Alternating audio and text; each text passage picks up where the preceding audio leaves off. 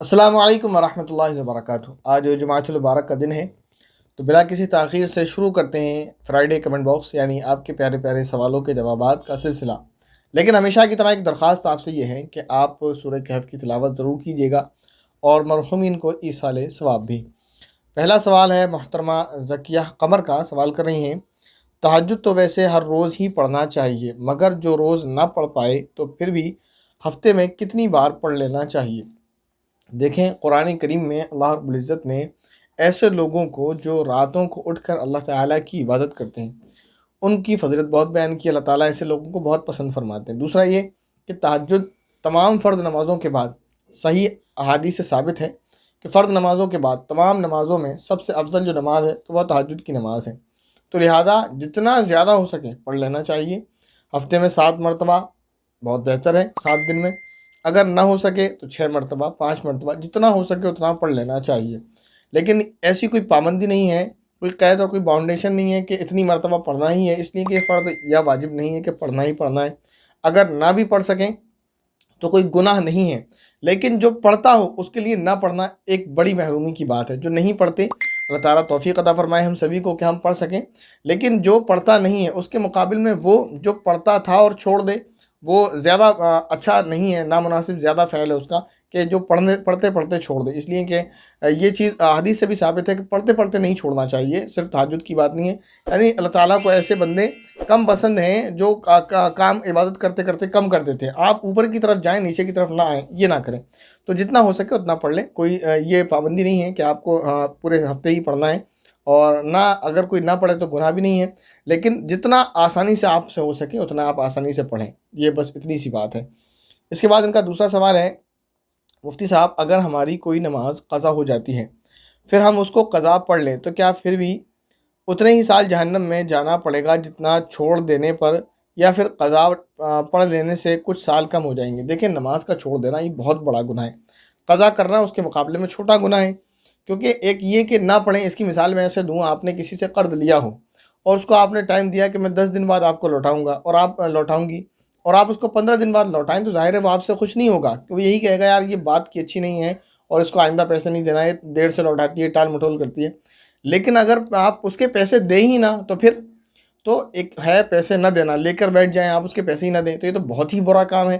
ہاں، یہ بھی اچھا کام نہیں ہے کہ 10 دن کا وعدہ تھا 15 دن میں دیا، لیکن یہ اس سے تو اچھا ہے کہ آپ پیسے ہی نہ دیں۔ تو وہ کہے گا دیر سے ہی دو بھائی، دے تو دو، ٹکڑے ٹکڑوں میں ہی دو، دے تو دو۔ جب آدمی کے پیسے بچتے ہیں تو کیا کہتا ہے کہ میرے اکٹھے مت دو، ایک ساتھ مت دو، تھوڑے تھوڑے کر کے دے تو دو میرے پیسے۔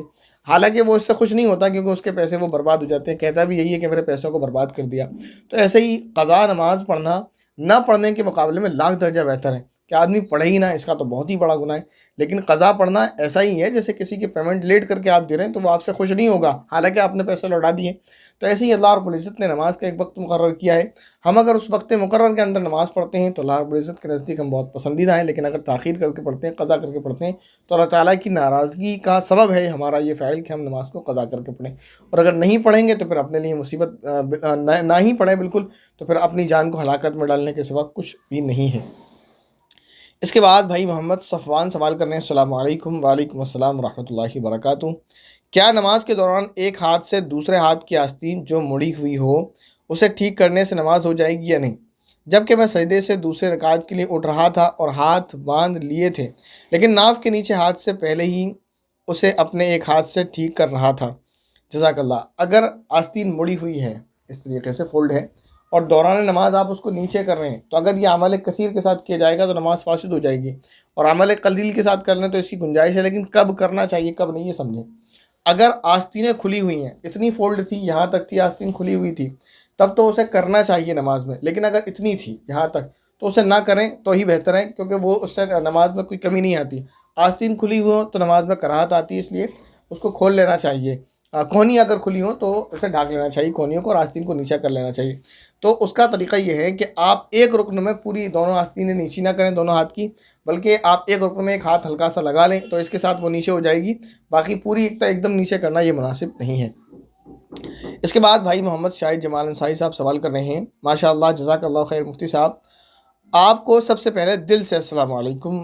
آپ کو بھی اور سبھی کو ہمارے لیے دل سے ہی دعائیں ہیں اور دل سے ہی وعلیکم السلام ورحمۃ اللہ وبرکاتہ۔ مفتی صاحب اچھا KBJ کے بارے میں بات کر رہے ہیں، اس کے بعد کہتے ہیں کہ مفتی صاحب خاتون کو نماز کے دوران اچانک پیریڈ آ جائے یا طبیعت خراب ہو جائے تو نماز توڑ دینی چاہیے یا نماز مکمل پڑھنا چاہیے؟ یہ کسی خاتون کا سوال تھا، اس بارے میں بتائیں۔ دیکھیں، اگر کسی خاتون کو نماز کے دوران بلیڈنگ شروع ہو جائے تو اس میں دو کنڈیشنز ہیں، یہ یاد رکھیں آپ۔ ایک تو یہ کہ وہ نماز فرض ہوگی یا سنت یا نفل ہوگی، دو چیزیں ہیں یہی نماز کے بارے میں۔ کرنا تو یہی ہے کہ توڑنا نہیں ہے، بلکہ نماز ٹوٹ ہی گئی، ختم ہو گئی، اسے پوری نہیں کرنا ہے۔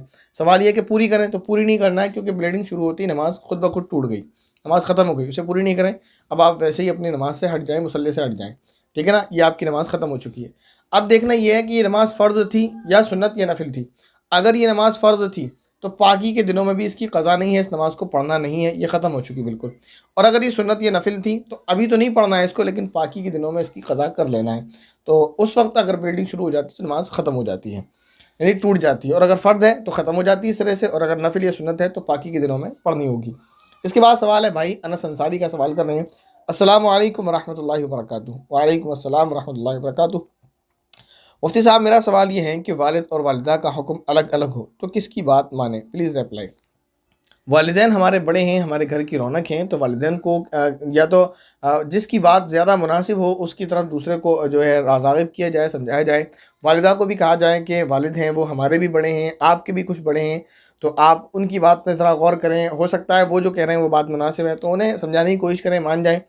یا ہو سکتا ہے والد صاحب، کبھی کبھی ایسا ہوتا ہے، ضروری نہیں ہے ہر بڑے کی رائے صحیح ہو، کبھی اگر والد صاحب کی رائے نامناسب ہو، صحیح نہیں ہو، تو والد صاحب کو بھی ادب کے ساتھ، احترام کے ساتھ سمجھایا جائے کہ آپ غور کریں، والدہ جو کہہ رہی ہیں شاید وہ بات آپ کی بات سے زیادہ مناسب ہو، آپ جو کہہ رہے ہیں، تو پیار محبت کے ساتھ، ادب اور احترام کے ساتھ بات کر لی جائے، پھر اسی کو کا کام کیا جائے بہرحال۔ لیکن اگر حکم ہے تو پھر والد کی ہی کی اطاعت کرنی ہوگی اس میں، اس پر والدہ کا حق جو ہے مقدم ہے اگر یہ حکم ہے کسی کام کے لیے تو۔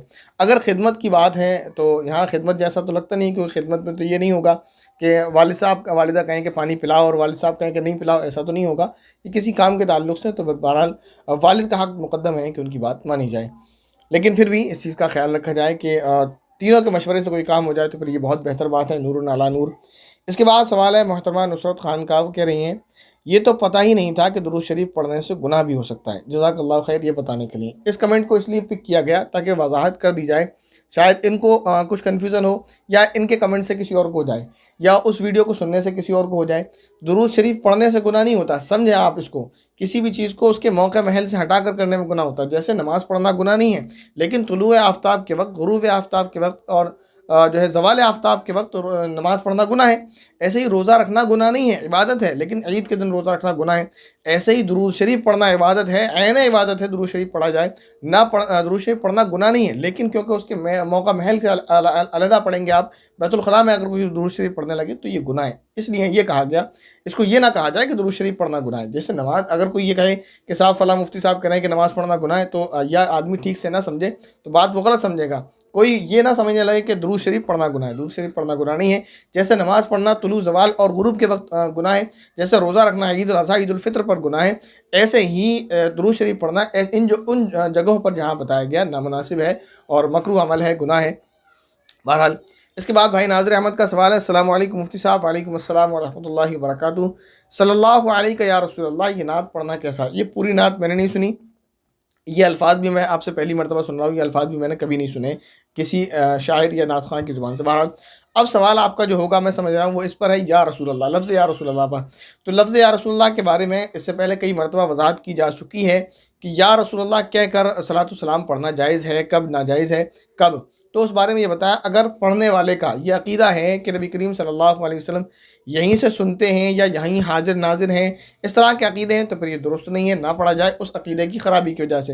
اور اگر یہ عقیدہ ہے کہ فرشتے اس کو سنیں گے اور فرشتے نبی کریم صلی اللہ علیہ وسلم تک لے جائیں گے، نبی کریم صلی اللہ علیہ وسلم یہاں حاضر اور ناظر موجود نہیں ہے، تو پھر پڑھنا جائز ہے، لیکن بہتر یہی ہے کیونکہ اس میں شبہ پیدا ہوتا ہے، تو ان کلمات سے نہ پڑھیں۔ نبی کریم صلی اللہ علیہ وسلم پر درود و سلام اگر پڑھنا ہے تو میں کیا کہتا ہوں، میں ایک بات ہمیشہ کہتا ہوں آپ سے کہ اگر آپ کو کوئی کام کرنے کو دیا جائے اور اس کام کرنے کے 3 الگ الگ طریقے ہوں، 3 الگ الگ پروسیس ہوں، تو آپ ظاہر ہے اس میں سے وہ پسند کریں گے جو آپ یعنی بتانے والے 3 الگ الگ ہوں. ایک ان نون پرسن ہو جو بتانے والا، اس نے بتایا کہ اس طریقے سے اس کام کو کر لو، یا آپ کہیں جا رہے ہیں مثال کے طور پر، آپ نے کار روکی اور پوچھا کہ مجھے فلاں جگہ پر جانا ہے، فلاں ریسٹورنٹ میں جانا ہے، کیسے جاؤں؟ تو جس بندے سے ایک سے وہاں 3 بندے اکٹھا ہو گئے.